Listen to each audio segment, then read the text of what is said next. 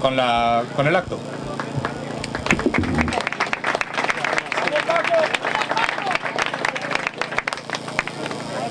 Bueno, muchas gracias por la invitación y por estar aquí para escuchar lo que tenemos que decir.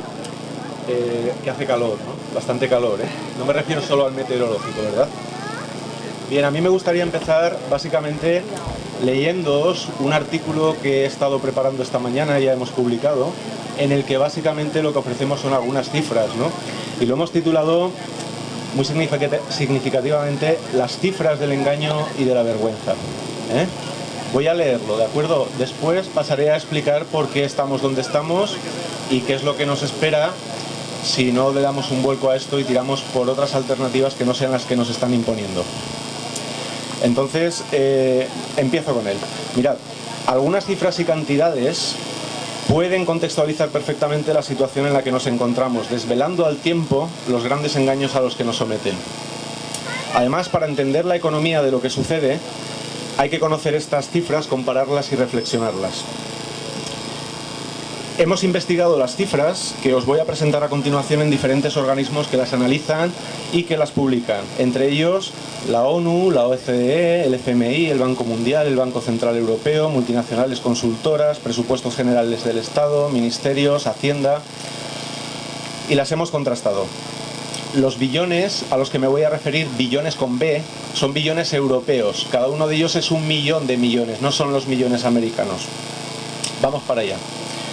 Para empezar, el PIB mundial en 2010. El PIB mundial en 2010, según el Banco Mundial, fue de 63 billones con B de dólares, unos 45 billones de euros. ¿De acuerdo? El PIB de España en 2010. El PIB de España en 2010 cayó respecto a 2009 y se situó en 975.000 millones de euros, 0,975 billones de euros. Ahora, se estima que en el mundo se mueven 600 billones con B, 10 veces la economía real, en CDS, Credit Default Swaps, seguros de impago de créditos. La mayor parte de ellos las mueven 12 grandes bancos, en un mercado secundario de derivados absolutamente opaco, 10 veces la economía mundial. En los paraísos fiscales, en este momento hay depositados casi 6 billones con B de euros, lo que equivale a 1/3 de los activos de las fortunas particulares del mundo.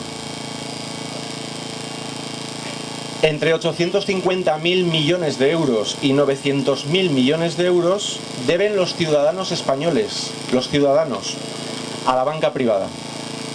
Pero es que las empresas españolas, deben 1,2 billones de euros. Sin embargo, la deuda pública de la que tanto se habla son solamente 680.000 millones de euros. Ni lo que deben los ciudadanos, ni lo que deben las empresas. Además está en torno a lo que contablemente se recomienda en un intervalo de prudencia contable, que es entre el 40 y el 60%. Nos pasamos un poquito, estamos en el 63% del PIB. Sin embargo, la media europea de deuda de los países europeos está en el 84,7%. Alrededor de 400.000 millones de dólares de capital público se gastó la Unión Europea en la inyección de liquidez para rescate de los bancos europeos. En nuestro país el fraude fiscal es de 80.000 millones de euros anuales. Con esto se podría asignar un sueldo de 20.000 euros al año a los más de 4,5 millones de parado que tenemos. Uno de cada 4 euros que se mueven en la economía española no paga Hacienda. 42.711 millones se evadieron por las grandes empresas y corporaciones en 2010, según un estudio de los técnicos del Ministerio de Hacienda y Economía. 50.000 millones de activos tóxicos ocultos se estima que tiene la banca española todavía. El FMI estima que a nivel europeo harían falta 200.000 millones de euros para el rescate de los bancos. El Ministerio de Defensa tiene una deuda de 26.000 millones de euros. Pero si además tenemos en cuenta otras partidas, la cifra se eleva considerablemente. Esta deuda proviene de las compras a créditos de cazabombarderos, tanques, fragatas, etc. Fueron gastados 23.000 millones de ellos por el gobierno del PP y 3.000 por el gobierno del PSOE. Los intereses de la deuda española nos cuestan anualmente 21.500 millones de euros, al tipo medio de un 3,85%, según el Tesoro Público. Si se aplicase un eurobono en Europa, que establecería un tipo medio para toda Europa, ahorraríamos en España entre 3.700 y 6.400 millones de euros en intereses. 8.560 millones es el presupuesto anual de defensa, sumando además los gastos relacionados con otros ministerios, pero que finalmente están relacionados con temas de defensa. El gasto militar total en 2011 asciende a 17.244 millones. La Iglesia Católica recibe 10.000 millones de euros en subvenciones de las arcas públicas. El Santander obtuvo en 2010 8.181 millones de beneficios y el BBVA 4.606 millones. Por la supresión de la rebaja fiscal de los 400 euros del IRPF se recaudaron 3.890 millones. Las tres mayores agencias de calificación Standard & Poor's, Fitch y Moody's se estima que pudieron obtener cada año unos 3.000 millones de euros de beneficio desde que empezó la crisis. En educación nos gastamos 2.840 millones.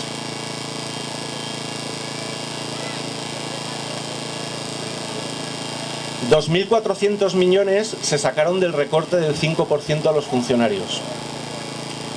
La rebaja fiscal que se practicó, sin embargo, por IRPF, redujo esa cifra en 570 millones.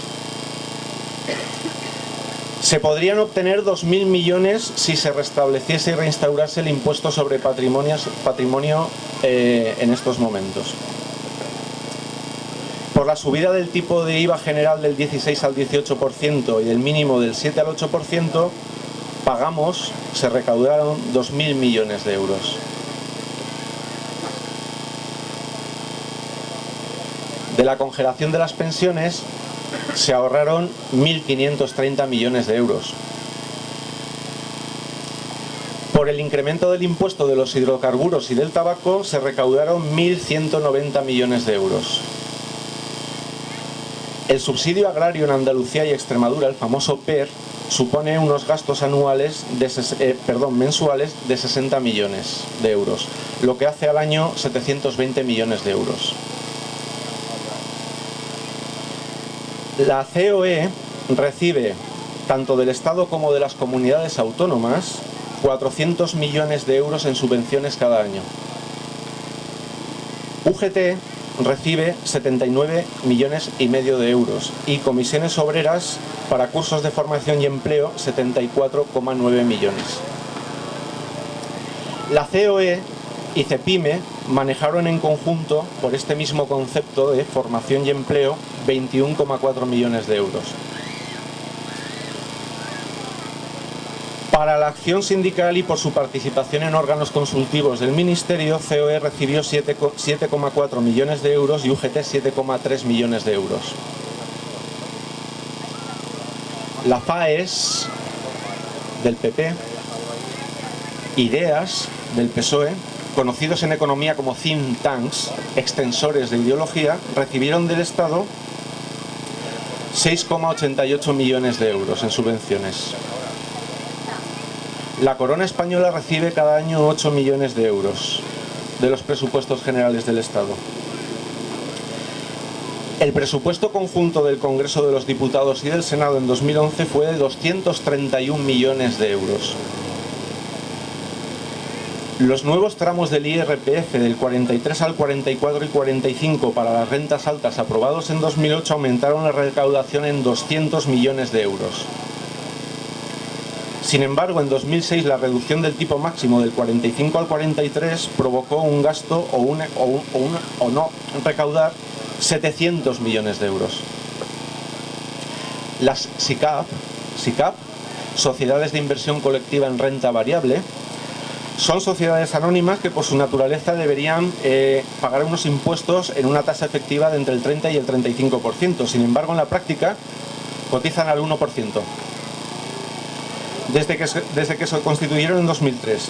En los últimos años, estas empresas obtuvieron más de 8.000 millones de euros de beneficios. Solo pagaron impuestos alrededor de 50 millones de euros. Si hubiesen cotizado al 35%, les hubiese correspondido pagar 1.750 millones de euros.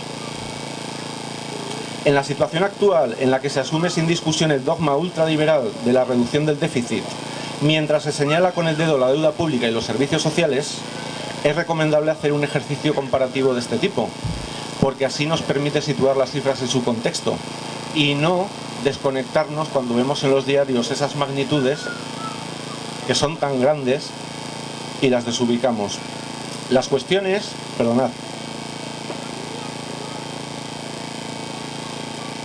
las cuestiones inmediatas son las siguientes. ¿Por qué todo el mundo habla de austeridad y de recortes, de disminución del gasto, y no hay ni rastro de un debate sobre la parte de los ingresos? ¿Por qué al hablar del déficit se hace hincapié también en el control del gasto público mientras se omite deliberadamente el debate sobre los ingresos? ¿Hemos truncado el balance contable para olvidarnos del activo?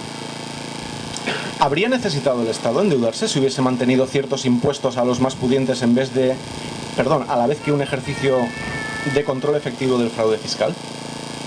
Desde luego, con la vista en los datos y como os he dicho al principio, no cabe sospechar de ninguna de estas organizaciones de que sean tendenciosas, al menos de izquierdas. Desde luego que la respuesta a esta última pregunta no habría sido para nada necesario endeudarse. Esa es la situación que tenemos. Y las cifras no mienten porque son neutras, objetivas. Cuando se contactó con ATAC, se nos dijo, ¿cuáles son las causas de la crisis? Muy sencillo, la desigualdad. La causa fundamental de la crisis es la desigualdad. Merrill Lynch y Capgemini son dos grandes consultoras multinacionales. Mueven muchísimos millones de euros en su facturación. Son think tanks también. Estas dos empresas publican todos los años un informe, está libre por ahí, pero está un poco escondido, en el que orientan a sus clientes sobre cómo va la distribución de riqueza en el mundo. Los informes de los últimos años, particularmente el de 2010, pone de manifiesto que la riqueza durante los años de la crisis se ha seguido concentrando a marchas forzadas, salvo en 2008. Tuvo un ligero decaída, pero después ha seguido concentrándose. Naciones Unidas, de la mano de Amartya Sen, que es un premio Nobel de Economía, obtuvo el premio Nobel, entre otras cuestiones, porque demostró matemáticamente que la pobreza en el mundo no se debe a la falta de recursos, sino al actual sistema de redes de distribución y logística, de cómo se